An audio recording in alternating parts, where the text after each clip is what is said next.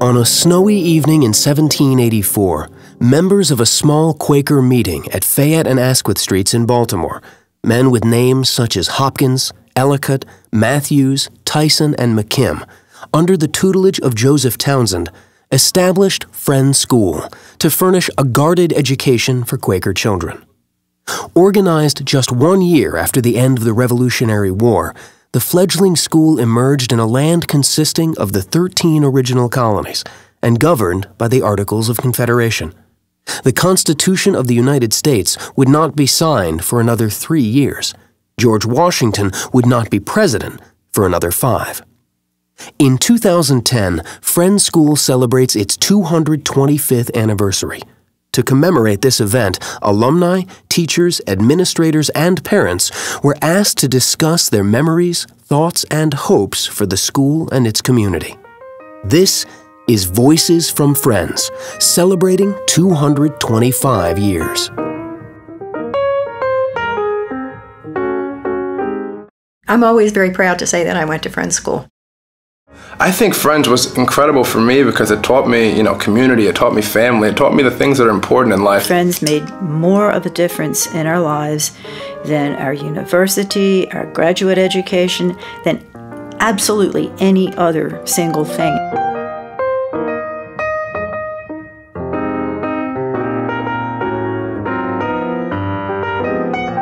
You probably can tell Friends School students from the absence of any discernible sign that they're Friends School students. It really allows kids to be who they are. I'd like to think that it has made me a thoughtful, open, sound thinker. I think it says a lot for the school and our education. Here we are 54 years later, and we both can come up with names of teachers and what they taught and remember them very well. I look back at people like Claire Walker, who brought Russian to Friends School when it was at a time where, we were in the Cold War and nobody wanted anything to do with the USSR, and she would take groups of students over. I mean, we were challenged very early to think globally. Ken Drews, who taught chemistry, and it was not one of my favorite subjects, nor one that came most easily to me. But he was really patient and understanding, and needled me a bit. As a matter of fact, 20 years later, whenever I see him, he still teases me about stoichiometry. So, but it's sort of one of the it was maybe the most fun C I ever got.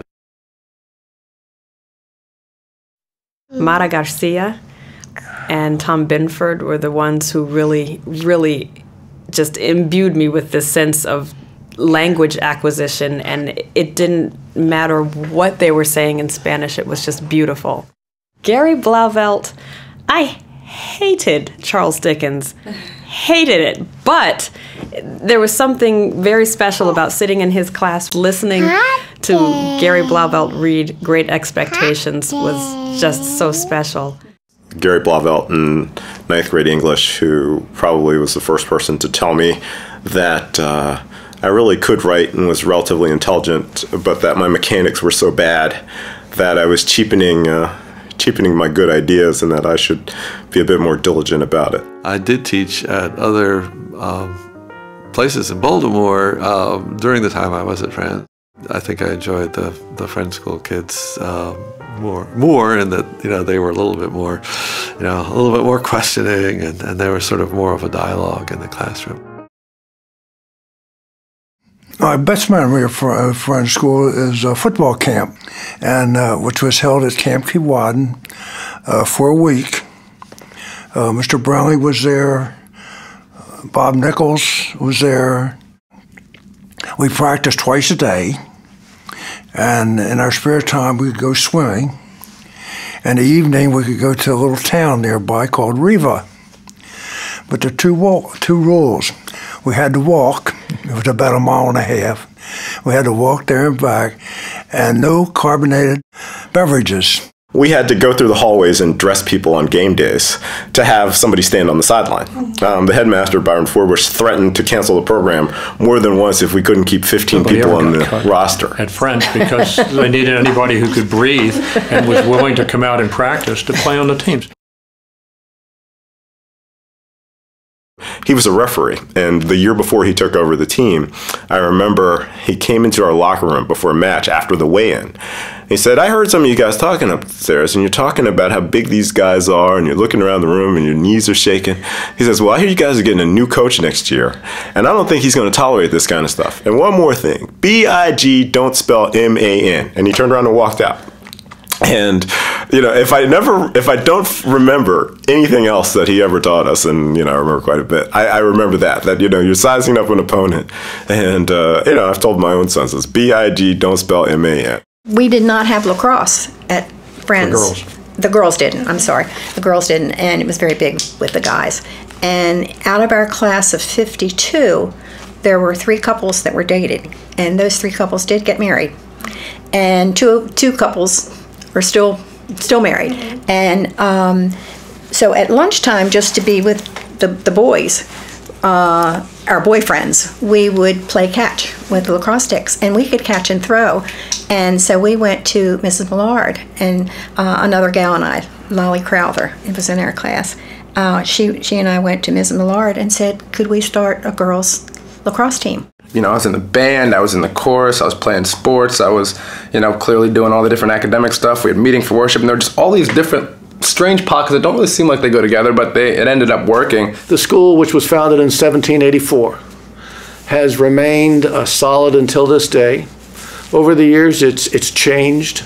If you graduated in 1947, when I graduated in 47, the school was different when I returned in 1960. The school was different when I left as headmaster in 1998. And 10 years later, the school is continuing to change. The Quaker tradition and meeting for worship and the meeting house as a place of expression and support and empowerment is just one of the cornerstones of the entire Friends School experience. I think meeting for worship is something that's really kind of stuck with me, starting when we were really young and learning how to center, and that's something I think I've carried through. I remember as an 8th grade student, the first time that all of the kids kind of filed in, and you know, there's a lot of hustle and there's a lot of noise, and as soon as the door closed, this hush came over the room, and I was awestruck by the fact that an entire room with over 100 8th graders and 6th graders and 7th graders could suddenly just have this community silence.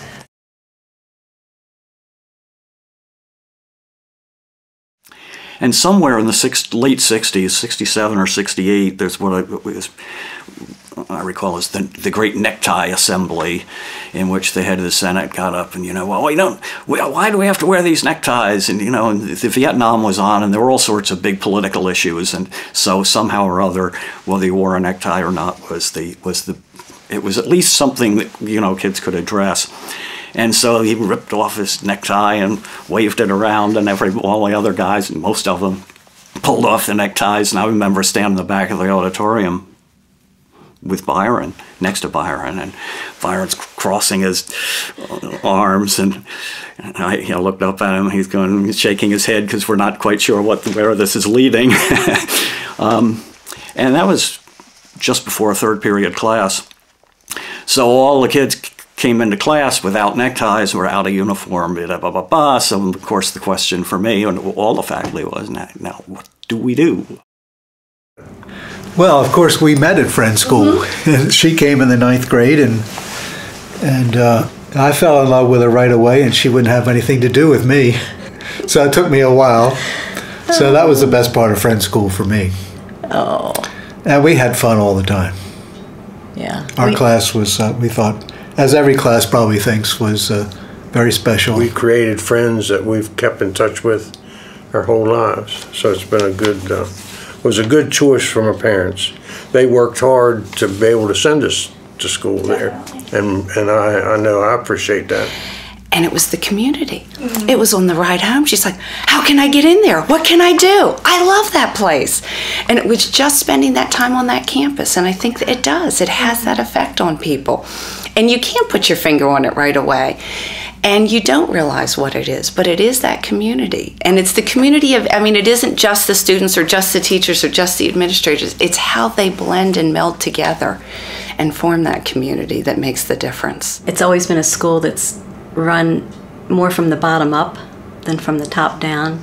So even with changes in heads of schools, the school has remained strong and viable and closer to the Quaker roots. One of the things I've always enjoyed about Friends School is, as I always say, it has a tradition of diversity. And it starts new traditions all the time, and doesn't perpetuate ones that don't seem to have any relevance in what's going on in today's worlds. I think that's actually a great tradition of the school, that it's willing to adjust. And I think only a very secure community actually is willing to do those types of things, make those kind of adjustments, because it knows that even though it's making these kind of adjustments, those kind of core Quaker beliefs of peace, simplicity, equality, and truth, will always be there.